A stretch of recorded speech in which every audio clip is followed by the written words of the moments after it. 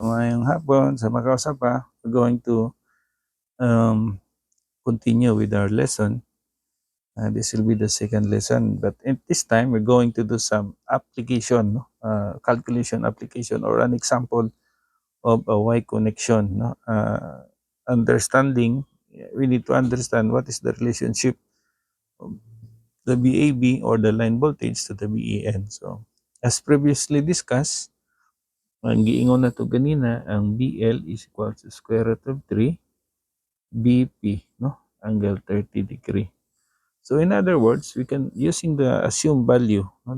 Using this value that we have, kana siya gamiton na nato, we can easily say ang BABDI is equal to square root of 3. What is the BP or BAN?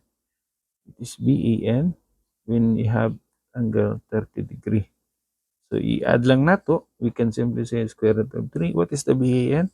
1 angle 0 degree, then we have 1 angle 30 degree. So makita nimo kani di siya mahimo lang siyang square root of 3 times 1, then we have angle ng 0 degree, we have to add 30 degree. So in other words, square root of 3, then we have angle 30 degree. Kanina ang B, no, this will be the BAB. Kanina ang BAB. How about BBC? So BBC. Ang BBC, the same lang, no? Square root of 3, BP angle 30 degree.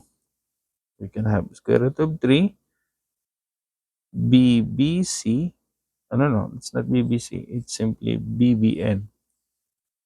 BBN, then we have 1 angle 30 degree. Wala na akong ibutang diri ha, ang 1 ganina, but we can continue, no? Square root of 3, this is 1 angle negative 120 degree, then 1 angle 30 degree. So from there, 1 times 1, diretso na lang nako, we can have negative 120 plus 30 degree, di ba? Square root of 3 angle negative 90 degree. This will be your BBC. Okay? Using this ano, how about BCA? Oops, what happened? Oh my God. Wala man. So, BCA is simply the same, no?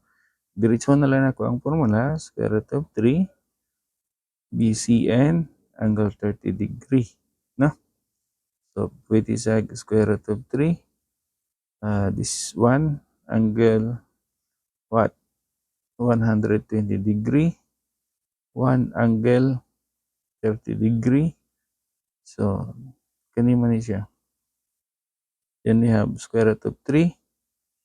Then we have angle 150 degree. This will be your BCA. Okay. Now, you may wonder that actually dali lang ni siya memorize, ano? Dali lang kayo ni siya. So, i-graph na lang nato, no, para makita nato ang relationship nila. So, mag-graph ta. Ngagan lang nato. Sa tunga ni, no? Yan.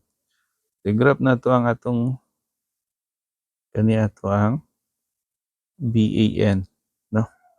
Then this one another BBN.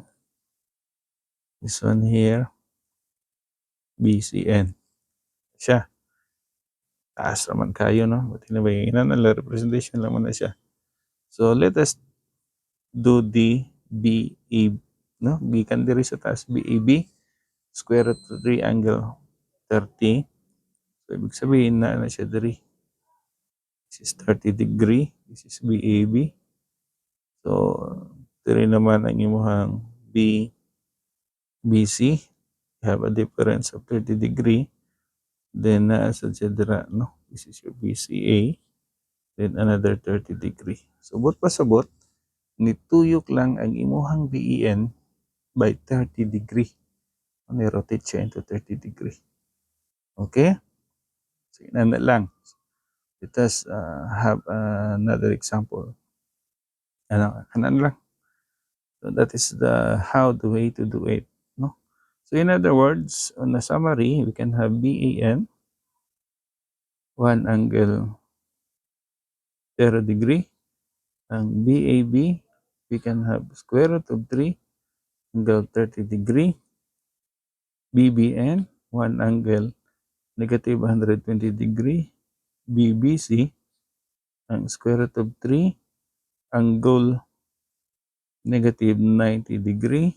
BCN, 1 angle 120 degree. BCA is square root of 3 angle 150 degree. So, it's positive. So, inana ang iyang relationship.